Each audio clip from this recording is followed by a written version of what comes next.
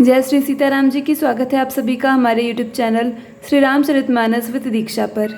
आज की कथा में हम जानेंगे कि दासी मंथरा ने किस प्रकार से अपनी स्वामिनी को दुर्भाग्य का घर बना दिया।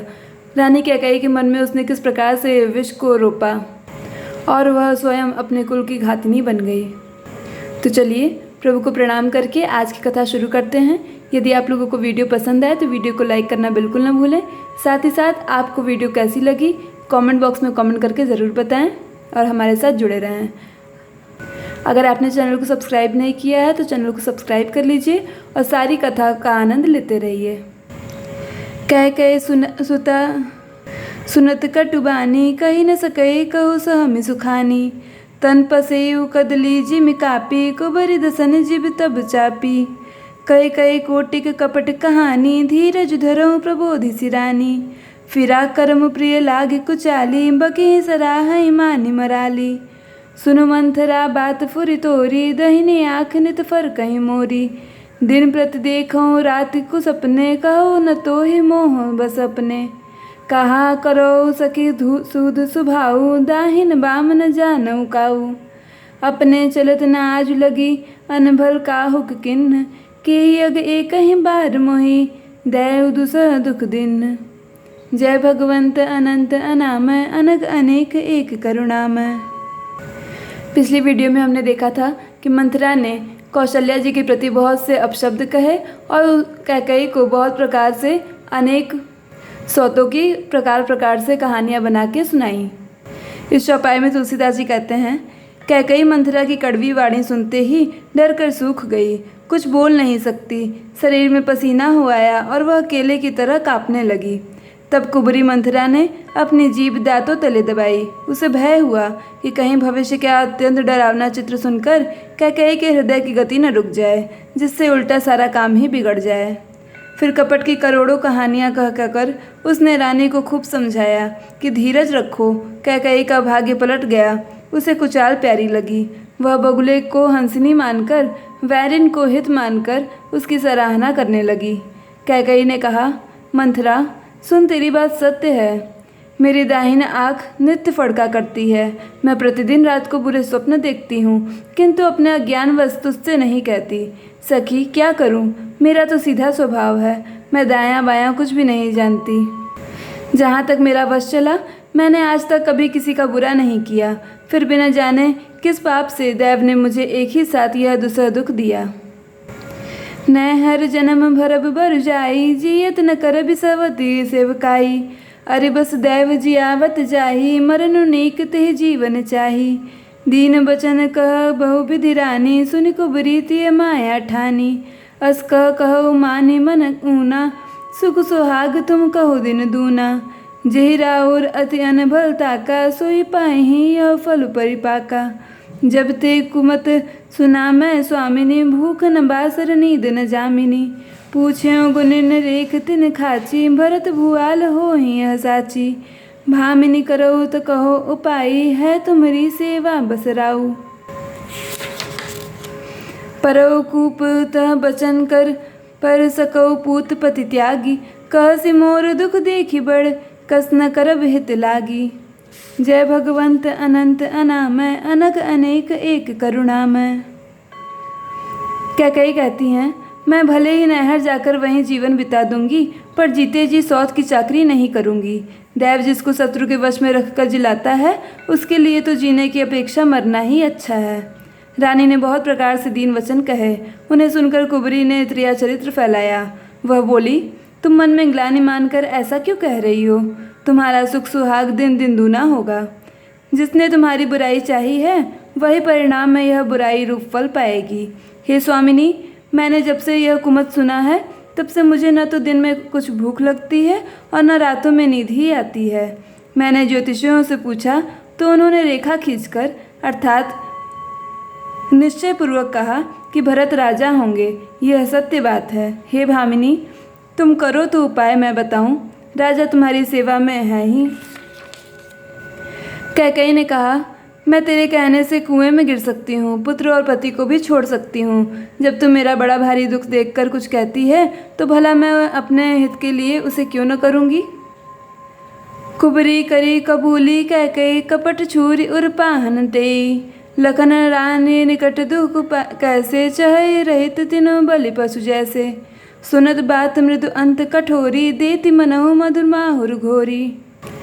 कहई चेरी सुधि अहई कि नाही स्वामिनी कही कथा मोहि पाही। दुई वरदान भूप सन थाती मांगहु आज जुड़ावन छाती। सूतहि राजु रामहि बनवासु देहु लेहु सब सवति हुलासु। भूपति राम शपथ जब करई तब मांगे जे बचन न टरई। होई अकाज आज निस बीते बचन मोर प्रिय माने हो जीते।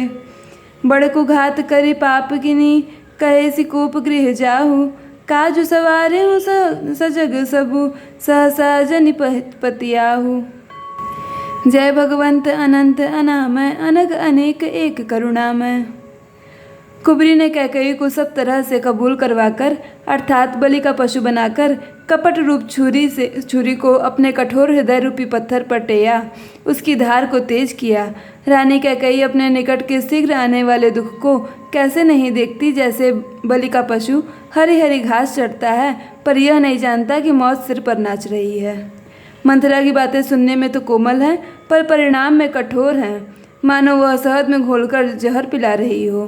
दासी कहती है, हे स्वामिनी, तुमने मुझको एक कथा कही थी, उसकी याद है कि नहीं?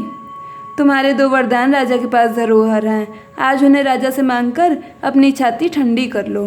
पुत्र को राज्य और राम को वनवास दो और सौत का सारा आनंद तुम ले लो। जब राजा राम की सौगंध खा लें तब वर मांगना, जिससे वचन न टलने पावे। आज की रात बीत गई तो काम बिगड़ जाएगा, मेरी बात को हृदय से प्रिय समझना।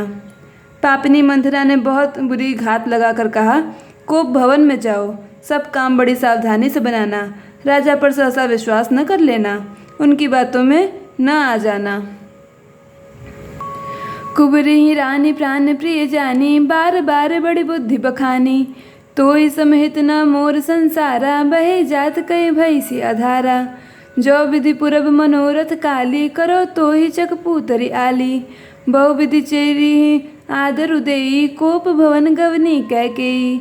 विपति बीज बरसा ऋतु चेरी, भूई भई कुमत कैकेयी केरी। पाई कपट जलु अंकुर जामा, बर दो दल दुख फल परिणामा। कोप समाज साज सब सोई, राजु करत निज कुमति बिगोई। राउर नगर कोलाहल होई, यह कुचाली कछु जान न कोई। प्रमुदित पुर नर नारी सब, सजय सुमंगल चार। एक प्रवेशहि एक निर्गमहि, भीर भूप दरबार। जय भगवंत अनंत अनामय अनग अनेक एक करुणामय। कुबरी को रानी ने प्राणों के समान प्रिय समझकर बार बार उसकी बड़ी बुद्धि का बखान किया और बोली, संसार में मेरा तेरे समान हितकारी और कोई नहीं है। तू मुझ बही जाती हुई के लिए सहारा हुई है। यदि विधाता कल मेरा मनोरथ पूरा कर दे तो हे सखी, मैं तुझे आंखों की पुतली बना लूँ। इस प्रकार दासी को बहुत तरह से आदर देकर कैकेयी को भवन में चली गई। विपत्ति कलह बीज है, दासी वर्षा ऋतु है। कैकेयी की बुद्धि उस बीज के बोने के लिए जमीन हो गई। उसमें कपट रूपी जल पाकर अंकुर फूट निकला। दोनों वरदान उस अंकुर के 2 पत्ते हैं और अंत में इसके दुख रूपी फल होंगे। कैकेयी कोप का सब साज सजकर कोप भवन में जा सोई। राज्य करती हुई वह अपने दुष्ट बुद्धि से नष्ट हो गई। राजमहल और नगर में धूमधाम मच रही है, इस कुचाल को कोई कुछ नहीं जानता। बड़े ही आनंदित होकर नगर के सब स्त्री पुरुष शुभ मंगलाचार के साथ सज रहे हैं। कोई भीतर जाता है, कोई बाहर निकलता है। राजद्वार में बड़ी भीड़ हो रही है। बाल सखा सुनि ही हर साही, मिल 10-5 राम पहि जाही। प्रभु आदरहि प्रेम पहचानी, पूछे कुशल खेम मृदुबानी। फिरहि भवन प्रिय आज सुपाई, करत परस्पर राम बड़ाई। को रघुबीर सरिस संसारा, सील स्नेह निबाह निहारा। जय जय जोन करम बस भ्रमहि, तत ईशु देव यह हमहि। सेवक हम स्वामी सिय नाहु, होई नाथ यह और निबाहु। अस अभिलाषु नगर सब काहू, कैकेयी सुता हृदय अति दाहु। को न कुसंगति पाई न साई, रहे न नीच मते चतुराई। सांझ समय सानंद नृप गयो कैकेयी गेह, गवन निठुरता निकट किए, जन धरि देह स्नेह। जय भगवंत अनंत अनामय, अनग अनेक एक करुणामय। श्री रामचंद्र जी के बाल सखा राज तिलक का समाचार सुनकर हृदय में हर्षित होते हैं। वे 5-10 मिलकर श्री रामचंद्र जी के पास जाते हैं। प्रेम पहचान कर प्रभु श्री रामचंद्र जी उनका आदर करते हैं और कोमल वाणी से कुशल क्षेम पूछते हैं। अपने प्रिय सखा श्री रामचंद्र जी की आज्ञा पाकर वे आपस में एक दूसरे से श्री रामचंद्र जी की बड़ाई करते हुए घर लौटते हैं और कहते हैं, संसार में श्री रघुनाथ जी के समान सील और स्नेह को निभाने वाला कौन है।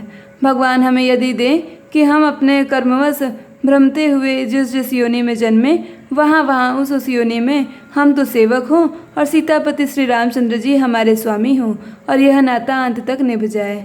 नगर में सबकी ऐसी ही अभिलाषा है, परंतु कैकेयी के हृदय में बड़ी जलन हो रही है। कुसंगति पाकर कौन नष्ट नहीं होता। नीच के मत के अनुसार चलने से चतुराई नहीं रह जाती। संध्या के समय राजा दशरथ आनंद के साथ कैकेयी के महल में गए, मानो साक्षात स्नेही शरीर धारण कर निष्ठुरता के पास गया हो। आगे की कथा सुनने के लिए अगली कड़ी देखनी होगी। आशा है आपने हमारे साथ जुड़ने के लिए चैनल को सब्सक्राइब कर लिया होगा।